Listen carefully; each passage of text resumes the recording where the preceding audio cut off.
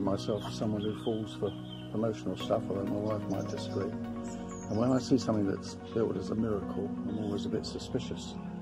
As a Christian man, I don't like the overuse of that word unless it can be demonstrated. But I have to say, this stuff is absolutely extraordinary. I can't believe this stuff. It works like magic.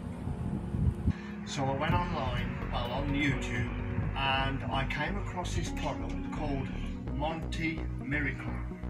It's absolutely amazing.